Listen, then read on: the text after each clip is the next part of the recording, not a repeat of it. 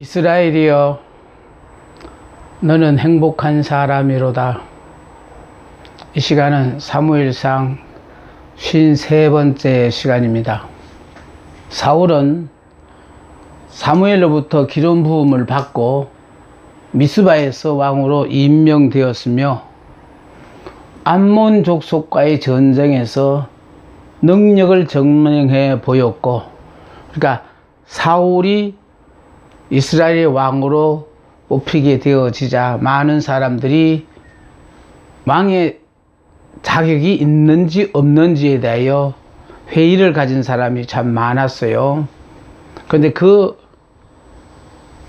이스라엘 백성들의 두려운 걱정을 해결해 주시는 방법으로 암몬 족속이 쳐들어옴으로 말미암아 그 전쟁으로 이제 사울은 승리하게 되어지고, 사울은 왕으로서의 능력이 있다라는 것을 증명해 보이게 되어졌습니다. 뿐만 아니라 길갈에서 왕으로 최종 확정되었습니다. 이스라엘 온 백성들이 모여서 정말 사울을 왕으로 인정하는 최종 확정이 되어졌어요. 그러나 사무엘이 마지막 연설에서 백성들에게 지적한 대로 하나님, 여기서는 사울이 아니에요. 하나님이 이스라엘의 왕이시라는 사실은 여전히 변하지 않는 진실이다. 이게 바로 무엇이냐 하면은 이스라엘의 참된 왕은 여호와 하나님이시지 사울이 아니라는 거예요. 인간 왕이 이스라엘을 다스릴 수는 없다라는 거예요. 그러니까 이스라엘의 왕은 여호와 하나님이시다라는 것은 이건 절대로 변하지 않아요. 왜냐하면 그분이 이스라엘 백성을 선택하셨고, 선택 후에 지금까지 그분이 구원하셨고, 현재도 동행 중에 계시고, 앞으로 이스라엘 백성들을 통하여 이 땅에 실현시키고자 하는 당신의 아름다운 모든 계획을 하나님이 이루어 가시기 때문에 그러합니다.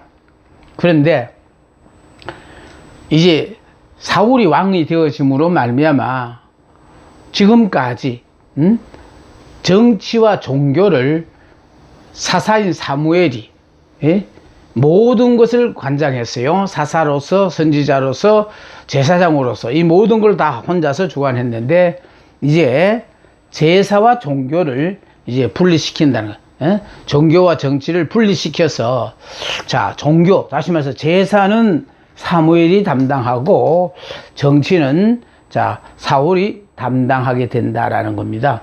자, 정치와 종교가 이제 분리되게 되어졌어요. 제사 문제에 대해서는 그거는 사무엘이 담당을 하고, 정치 문제에 대해서만 사울이 이제 주관하게끔 그렇게 되어진 겁니다. 자, 사울의 불신앙과 교만이에요. 자, 이스라엘이 왕국의 체제를 갖추어 갑니다. 이제 왕국의 체제를 점점 갖추어져 가는 거예요. 자, 사울이 40세의 왕위에 올랐습니다. 자, 이스라엘을 다스린 지 제2년요. 예.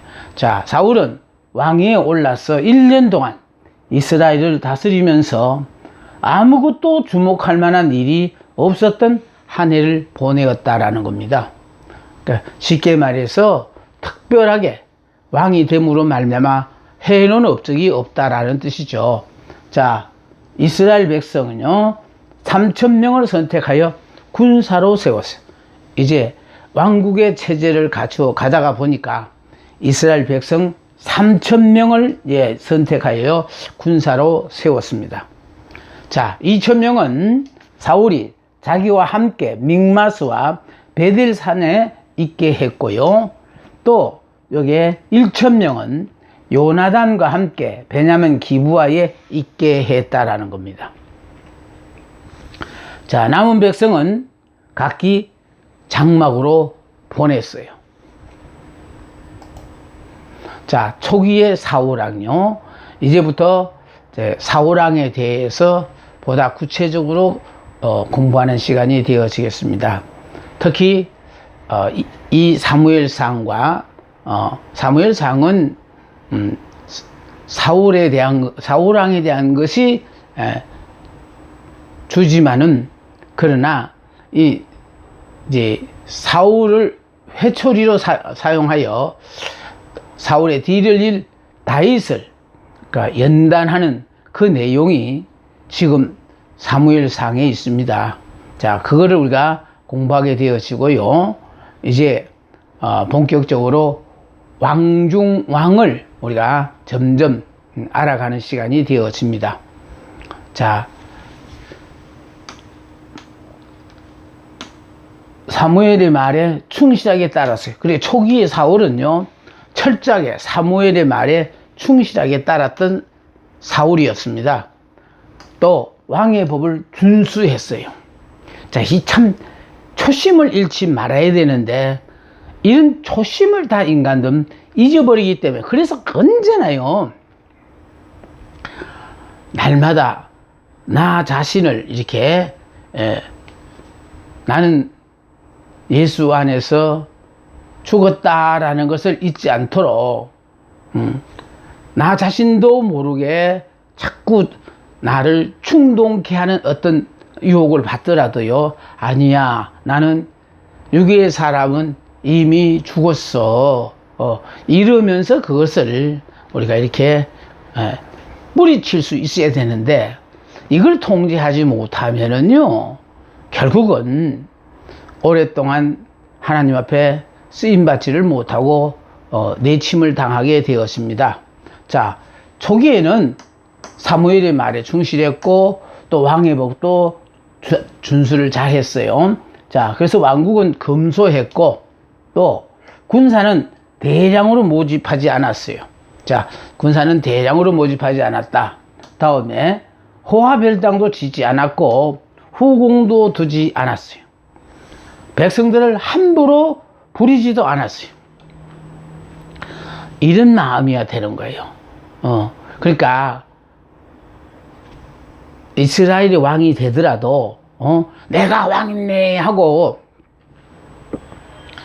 권력을 남용하는 그런 왕은 되지 말아야 돼요. 그런데 하나님의 사랑과 고임을 받는 왕이 되려면은요, 이스라엘의 참된 왕은 하나님이시니까 항상 이럴 때 우리 하나님은 어떻게 하실까? 어떻게 말씀하시는가? 이러면서 계속해서 그 하나님 앞에 여쭈고 그 하나님께서 지시하시는 대로 이에 불문하고 무조건 순종하는 왕이 되어야 합니다. 그런데 사울은 자, 이렇게 초기에는 정말 사무엘의 말에 충실했고 더더군다나 왕의 법도 잘 지켰어요. 자, 그래서 백성들을 함부로 부리지도 않나. 예, 산간마을 기부하에 왕도를 세웠으나 궁전은 넓히지 않았고 검소한 생활을 했습니다. 그래서 자, 다음에요, 그의 군사들은 이웃 마을에 산재시켜 주둔하게 했다. 넓은 광장이나 왕궁이 없었기 때문에 그러했어요. 자, 백성들에게는 세금을 거두지 않았으며 또 신정국의 법에 알맞게 처신했다는, 그러니까 신정국의 법에 알맞게 처신했다라는 것은 이스라엘 나라는 하나님께서 통치하시니까 오로지 하나님께서 말씀하신 대로 그렇게 통치하려고 애를 썼다라는 것이죠. 자, 다음에 블레셋의 침공으로 위기를 맞은 이스라엘요. 자, 사울은 아들 요나단으로 하여금 게바에 있는 블레셋 수비대를 기습하도록 명령을 했어요.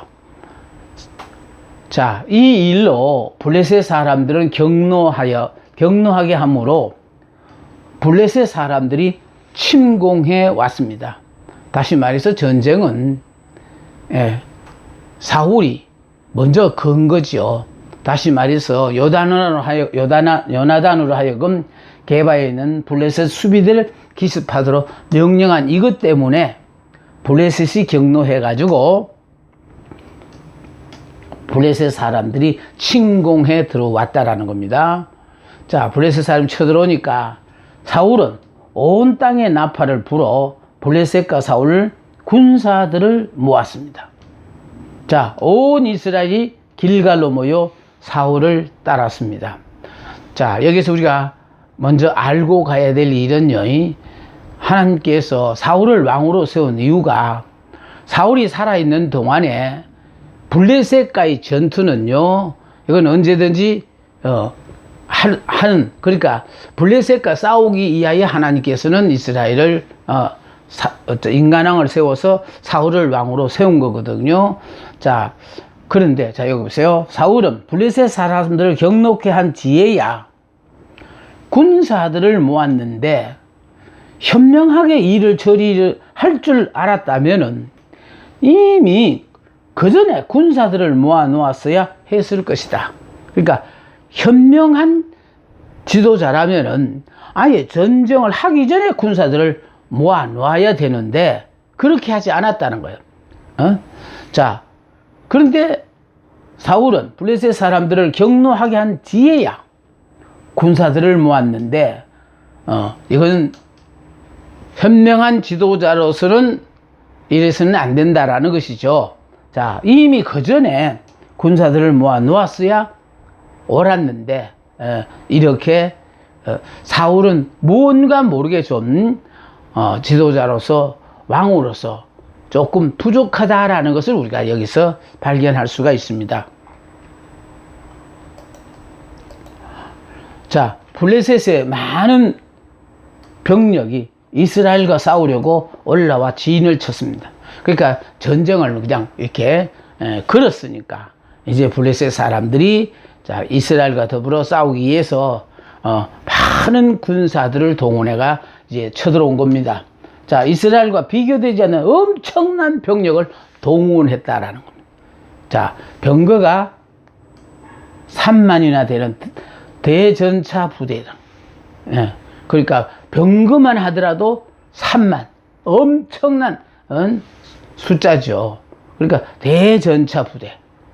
자, 사울이 그들을 노하게 하기 전에는 결코 블레셋이 그렇게 막강한 집단으로 출정하지 않았어요. 자, 마병이 6,000명이에요. 말을 타고 싸우는 군사가 6,000명. 다음에 백성, 이게 보병, 걸어서 가는 보병이에요. 육군 보병이 모래알같이 많이 올라와 베다원 동편의 닉마스에 진을 쳤다는. 그러니까 이 모습을 바라볼 때 이스라엘 백성들의 마음이 사울의 군사들의 마음이 어떠했겠는가를 상상해 보라는 거예요. 항상 사탄은 이렇게요, 우리와 더불어 싸울 때 먼저 겁을 줍니다. 이게 사탄의 작전이거든요. 그러니까 사탄은 항상 겁을 줄 뿐만 아니라 마음이 이렇게 겁을 먹으면은 이길 수가 없거든요. 자, 이스라엘 사람들은 전혀 없이 겁에 질려 있었어요. 블레셋의 군사가 이렇게 많을 줄은 생각지도 못했는데 너무너무 엄청나게 많았다는, 겁에 질려 있었어요. 어떤 사람들은 숨기도 하고, 또 어떤 사람은 도망치기도 하고, 또 사울과 함께 있던 사람들도 역시 두려워서 떨며 사울을 따랐다는 거예요. 그러니까 이거는요, 마음에 두려움이 생긴다는 것은 이건 전쟁에 이길 승산이 별로 없어요. 그러니까 이미 기가 꺾였다는 것이거든요. 자, 그래서 사탄의 작전 방법은 항상 그냥 이렇게 길을 먼저 다 꺾어 놓음으로 말미암아 사기 자체를 완전히 떨어뜨려 버려요. 자, 적의 숫자만 봐도 병기만 봐도 도저히 그들과 싸워서 이길 성산이 없는 그런 상황이 되었다라는 겁니다. 자, 사울의 범죄와 사무엘의 책망이에요. 사울이 직접 번제를 드림으로 여호와께 범죄했어요. 그러니까 지금 사울의 입장에서는 굉장히 다급한 상황이거든요. 괜히 블레셋을 건드려 가지고 이런 위기를 자초하게 되어진 거니까요. 그래서 지금 사무엘이 와야 하나님 앞에 번제를 드릴 텐데 사무엘이 안 왔으니까, 그러니까 자기가 직접 번제를 드림으로 이게 여호와께 범죄했다라는 거예요. 그러니까 번제를 드렸다는 게 잘못됐다는 게 아니고요. 번제 드리는 일은 사무엘이 감당해야 될 일이에요. 그래서 사무엘이 사울에게 뭐라고 부탁을 했느냐? 내가 갈 때까지 7일을 기다리라 그랬거든요. 그럼 7이라는 그 자체가 7은 완전수예요. 그러니까 결국은 하나님께서는요, 아무리 다급한 일이 생기도 하나님을 믿고 결국은 7일을 기다리라라고 그렇게 지금 사울에게 당부를 했거든요. 그런데 지금 상황이 적들이 너무 많이 쳐들어와 놓고 나니까 급에 질려서 빨리 하나님 앞에 제사를 드려서 하나님의 도움을 받아야 되겠다. 그 절박한 마음에서 직접 번제를 드렸다라는 것. 그러니까 우리는 보세요. 이렇게 급한 상황에 사울이 대신하여 번제를 드리면 하나님 기뻐 받으실 것 같은데, 문제는 하나님은요, 사무엘이 드려지는 제사만 하나님이 받으시지 사울이 드리는 번제를 하나님은 안 받으신다라는 것을 우리는 알아야 될 필요가 있습니다. 자, 사울이 사무엘을 기다리다가 정한 기한대로 기다렸으나 오지는 않고 백성들은 자신에게 흩어져 간다. 그러니까 눈으로 보더라도 도저히 상대할 수 없는 많은 적들이 쳐들어왔으니까 이미 그 두려운 마음에서 각자 군사들이 흩어지기 시작하거든요. 이런 상황이 되니까 다급한 김에 제사는 사무엘이 드려야 되는 것을 사울이 드렸다는 거예요. 아마 사울의 생각은 그랬을 거예요. 상황이 너무 급해서 나중에 사무엘에게 말씀드리더라도 이 다급한 이 상황에 하나님의 도우심을 받기 위해서 그래서 제사를 드렸다고 그렇게 핑계를 댑니다만은, 문제는요, 그게 바로 기다리지 못한 그 자체가 하나님을 믿지 못하여 기다리지 못한 거거든요. 그러니까 하나님이 기다리라고 하면은, 그러니까 우리는 그냥 믿고 그냥 기다리기만 하면은 되는데, 우리의 이 조급한 마음은요, 항상 서두르는 데서부터 문제를 자초하게 되어져요. 자, 사울이 초조하고 불안하여 번제와 한목제물을 가져오라 하여 번제를 드렸어요. 그러니까 번제와 한목제를 가져오라 해가지고 번제를 드리고 번제가 끝나고 이제 화목제를 이제 드리려고 하는 거예요. 자, 당시 제사를 드리는 일은 사무엘의 일로 사무엘이 사울에게 앞서 길갈로 내려가라. 기다리는 번제와 한목제를 드리러 내려가겠으니 7일을 기다리라고 하였어요.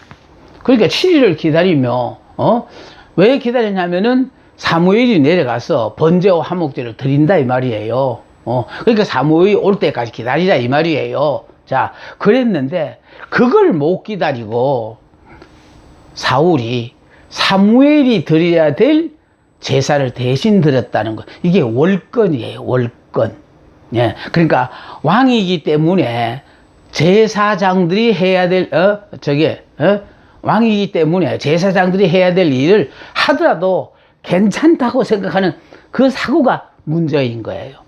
그러니까 하나님은 하나님 앞에 나아가기 위해서는 거룩한 하나님의 사람을 통하여 거룩하신 하나님 앞에 나아가게 하기 때문에 나아가기 위해서 우리는 제사장이 필요하고, 또 하나님께서 당신의 뜻을 인간에게 전해주기 위해서는 하나님을 만나서 결과적으로 하나님의 뜻을 받을 수 있는 선지자가 필요하다는 거예요. 그 선지자는 하나님이 선지자에게 말씀을 주시니까 이 말씀을 들은 선지자가 이제 백성들에게 앞에 와서 하나님이 주신 말씀이 이거다라고 외치는 거거든요. 그러니까 문제는 내가 거룩한 사람이 돼야만이 거룩하신 하나님을 만날 수가 있어요. 그래서 우리가 성결한 삶도 모두가 다 그렇게 사는 게 아니라 자기 사명에 따라서 더 성결해야 될 사람들이 있다라는 거예요. 보세요. 많은 열국들 중에서 하나님이 이스라엘을 선택하셨죠. 이스라엘 선택한 것으로 끝나지 않고 이스라엘 12지파 중에서도 레위 지파를 하나님께서 또 선택하셨어요. 또 레위 지파 중에서도 아론의 가족들을 특별히 또 이렇게 하나님이 구별하여 쓰셨던 이유가 사명에 따라서는 점점 더 거룩해야만이 하나님과 만날 수가 있고 하나님의 뜻을 들을 수가 있다라는 것이죠. 자, 당시 제사를 드리는 준 사무엘의 일로 사무엘이 사울에게 앞서 길갈로 내려가라. 기다리는 번제와 화목제를 드리러 내려가겠으니 7일을 기다리라고 했어요. 그런데 이걸 기다리지 못하고 사울이 월권을 해서 이렇게 드렸다라는 겁니다. 자, 이게 바로 하나님 앞에 범죄한 거예요. 자, 사울은 사무엘의 도착을 기다리다 못해 조급한 나머지 하나님께서 사무엘에게만 주신 직분을 월권하여 왕이라 할지라도 자기로서는 할 수 없는 일을 했다라는 것. 자, 이는 하나님께 대한 교만이요. 또 거룩을 범한 죄를 동시에 짓게 되어졌다는 것. 그러니까 하나님께 대한 교만죄, 또 거룩을 범한 죄, 두 가지를 동시에 지었다는 겁니다. 자, 그런데 사울이 번제를 마치자, 이제 번제를 마쳤으니까 이어서 이제 화목제를 드려야 되잖아요. 그런데 그제서 사무엘이 도착했어요. 사울이 사무엘을 나가 맞으며 문안하자 사무엘이 사울에게 물었습니다. 왕이 행한 것이 무엇이뇨? 왕이 지금 뭐 했냐 이 말이에요. 응? 그러니까 사무엘은 딱 보니까 알잖아요. 아, 번제를 드렸구나 하는 거. 자, 사울은 사무엘의 지시를 받지 않고 블레셋 사람들과 싸울 결심을 했습니다. 그러니까 이 말은 무슨 일을 할 때요, 내가 일을 저질러 놓고 그래서 하나님의 종을 찾아와서 상담하는 분들 계신데 그것은 성경적이지 않아요. 항상 일하기 전에 이 일을 해야 될까요 말아야 될까 하고 먼저 하나님 앞에 묻는 게 그게 우선순위예요. 그런데 많은 성도들이요, 자기들이 일을 이미 벌려놓고 그 일이 잘못되어졌을 때 그제서 하나님을 하나님의 종을 찾아와서 이렇게 상담하는 데가 있던데, 그러니까 결국은요, 하나님이 원하시는 것은 우리들이 모든 일을 하기 전부터 하나님께 묻고 또 일을 시작하면서 계속해서 그분과 기도하면서 그분에게 어떻게 할까요? 어떻게 이런 지시를 받으면 안전한 사업을 할 수 있고, 하나님이 함께 해 주시다가 보니까 모두가 힘들고 어려워서 고전을 면치 못하더라도 하나님께서 함께 하신 그 사업은 일치월장 크게 되어지는 거거든요. 자, 우리는요, 그냥 하나님을 믿는다 하면서도 지식적으로만 머리로만 이해하는 그런 하나님 믿지 말고 내 삶 자체가요, 하나님이 나와 더불어 함께 함으로 말미암아 주변의 모든 사람들 앞에 모두가 힘들고 이렇게 사는데 어떻게 저분은 그런 거하고는 전혀 상관없이 어쩌면 저렇게 정말 즐겁고 행복하고 저렇게 여유로운 삶을 살까. 이런 부러움의 대상이 되는 멋진 삶 살아야 되거든요. 자, 사울은 사무엘의 지시를 받지 않고 블레셋과 싸울 결심을 했어요. 사무엘에게 먼저 블레셋과 싸울까 말까 물어보지도 않고 그냥 전적으로 걸은 거예요. 자, 자신감에 넘친 사울은 하나님의 종이 와서 그를 위해 기도해 주기를 바라거나 그의 충고를 듣기 위해 기다릴 필요가 없다고 생각하게 되었어. 이게 바로 교만이거든요. 그러니까 이스라엘이라는 말은 예수님의 품에 안겨 있는 그 어린 양처럼요, 우리는 정말 할 수 있는 것이 아무것도 없기 때문에 어떤 문제가 생길 때마다 참 그분만을 의지할 수밖에 없다라는 거, 이걸 여러분의 내리에 심어주기 위해서 제가 항상 선한 목자 그림을 제가 설교할 때마다 옆에다 두는 이유가 바로 그거예요. 우리는 예수님 주변에 있는 그런 양들이 아니다. 그 예수님 앞에 나온 그 많은 양들이 결국은 예수를 믿음으로 말미암아 육의 사람이 죽고 영의 사람으로 바뀌어진 사람이 바로 예수님의 품에 안기에 있는 이 어린 양이 영의 사람이거든요. 이게 이스라엘이에요.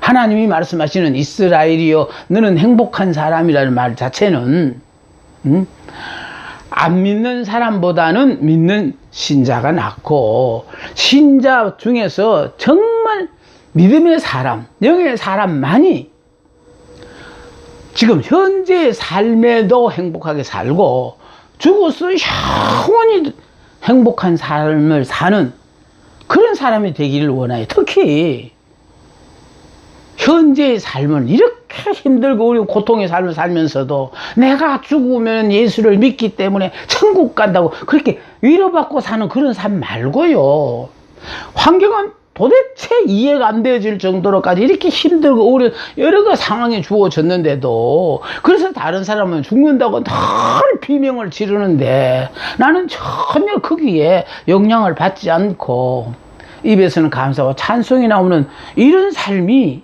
지금 이 시국에 지금 믿음의 사람들 앞에 하나님이 원하시는 삶이에요. 우리가 이렇게 살아야 돼요. 아직도 내가 수십 년 예수를 믿어도 이걸 모르니까요, 되어져가는 이 환경을 보니까 얼마나 불안스럽습니까? 되어질 가능성은 점점 없어지고, 정말 힘들고 어려운 삶만 그냥 태산처럼 우리에게 닥쳐오고, 이 생각만 하면은 뭐 숨이 막혀서 여러분 어디 살아갈 수 있겠어요? 그런데 믿음의 사람은요,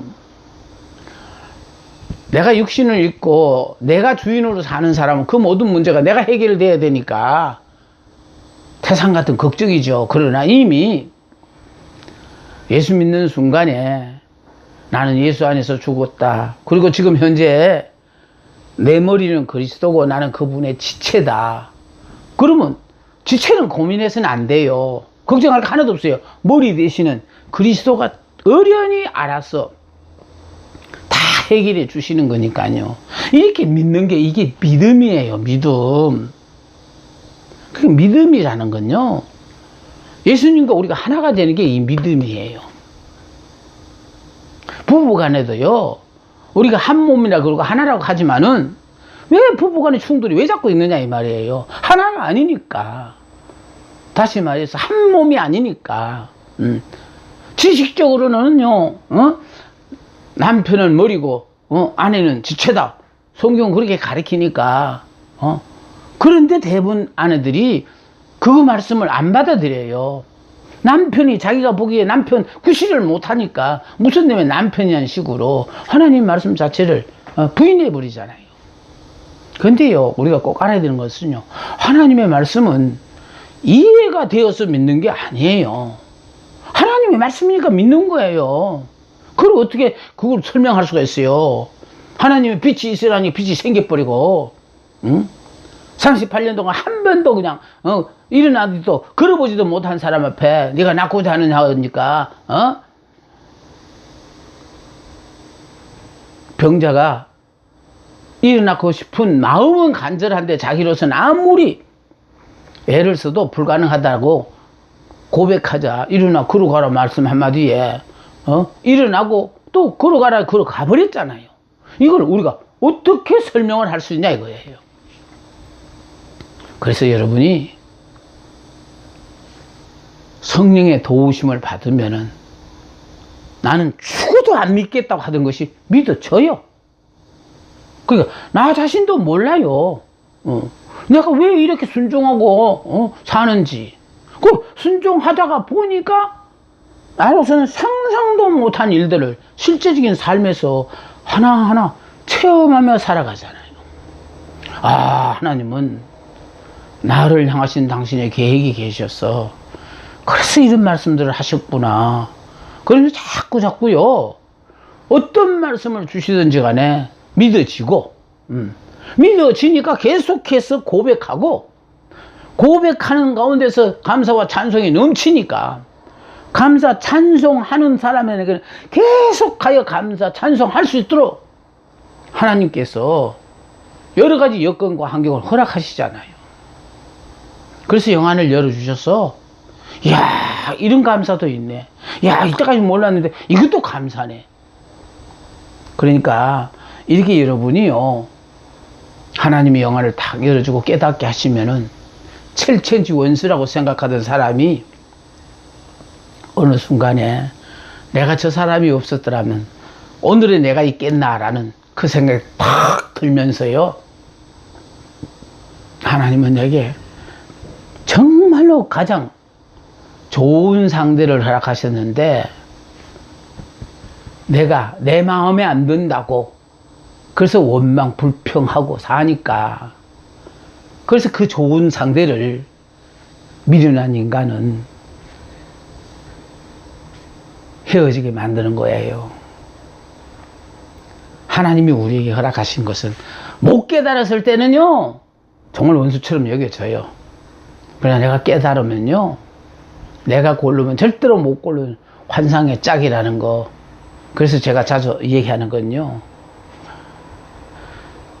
한나가 아이를 낳지 못했을 때 불인나가 자녀를 낳고는 본체인 한나를 막 격분케 했잖아요.